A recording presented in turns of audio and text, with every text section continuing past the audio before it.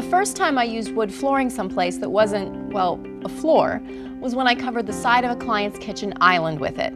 I wanted to hide the generic white paneling the builder had used. It just didn't look finished. And the flooring instantly changed the feeling of the kitchen. My clients and I loved it.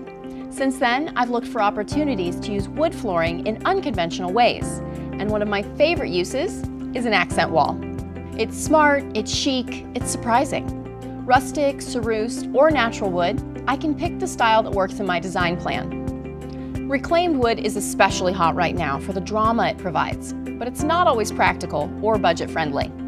I can get the same look and impact by using quick-step flooring instead. And unlike rough-hewn boards, laminate is a surface you can live with. No slivers that could damage clothes or skin, and it's easy to clean. Quick-Step's many laminate collections have multiple wood species to choose from, including so many great color and style options. For ease of installation, you just can't beat laminate. A do-it-yourselfer can easily install an accent wall as a weekend project. Quick-Step's patented Uniclick locking system makes it easy. Check out all our great collections on us.quick-step.com and take your favorite wood look from the floor to the wall.